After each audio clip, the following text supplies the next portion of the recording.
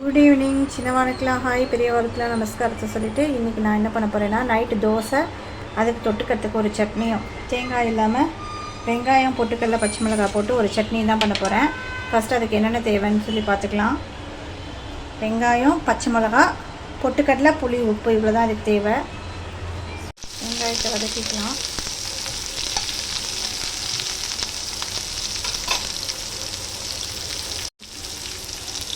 உப்பு போட்டுக்கலாம்.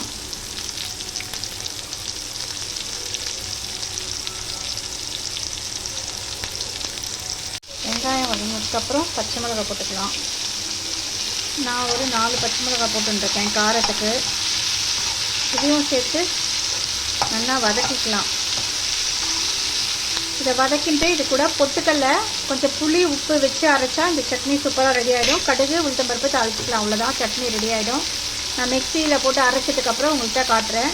இது கூட என்னென்ன போட்டுக்கணும்னு சொன்னால், பொட்டுக்கடலை நம்ம இவ்வளோ பொட்டுக்கடலை ஒரு சின்ன கப்பில் ஃபுல்லாக எடுத்து போட்டுருந்தா போதும். புளி, உப்பு, அவ்வளோதான் இதுக்கு தேவை. நான் காட்டுறேன் உங்களுக்கு அரைக்கும்போது. பாருங்க, புளி இந்த சைஸு, கரண்டியால் ஒரு கரண்டி பொட்டுக்கடலை, அப்புறம் இது போட்டுட்டு அரைச்சதுக்கப்புறம் காட்டுறேன். பாருங்க, சட்னி அரைச்சின்னு வந்துட்டேன். தேங்காய் சட்னி மாதிரியே இருக்கும். ஆனால் தேங்காய் இல்லாமல் வெங்காயம் போட்டு அரைக்கிறது டேஸ்ட் ரொம்ப நல்லாயிருக்கும் இட்லி தோசைக்கு. இதுக்கு இப்போது கொஞ்சம் தண்ணி நிறையா விட்டுக்கலாம். அதில் தண்ணி நிறையா விட்டு ஒரு பவுலில் மாற்றின்னு தாளிக்கும் போது காட்டுறேன் உங்கள்கிட்ட. கடுகு, உளுத்தம்பருப்பு, துளியோண்டு பெருங்காயம், கருவேப்பிலை, அவ்வளோதான். தாளிப்பு முடிஞ்சிட்டு அடுப்பு ஆஃப் பண்ணிக்கிறேன்.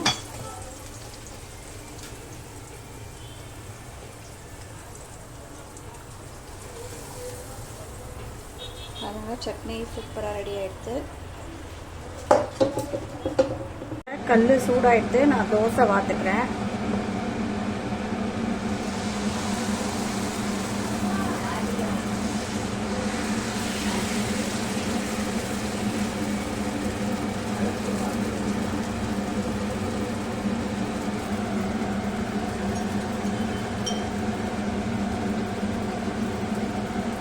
எண்ணெய் பற்றிக்கிறேன். வேகட்டும், திரும்பினதுக்கப்புறம் காட்டுறேன். தோசை வெந்துடுத்து சேர்த்து போட்டுக்கிறேன். பாருங்க, தோசை சூப்பராக வெந்துடுத்து. ஒரு நிமிஷம் கழித்து எடுத்துக்கலாம். பாருங்க, தோசை ரெடியாக எடுத்து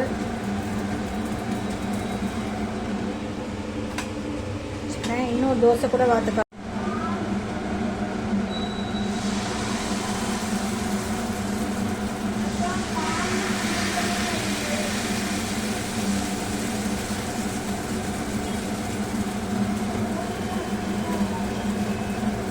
எண்ணெய் விட்டுக்கலாம்.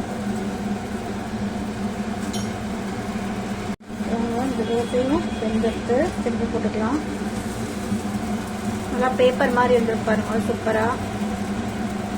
சட்னி போட்டுக்கலாம்.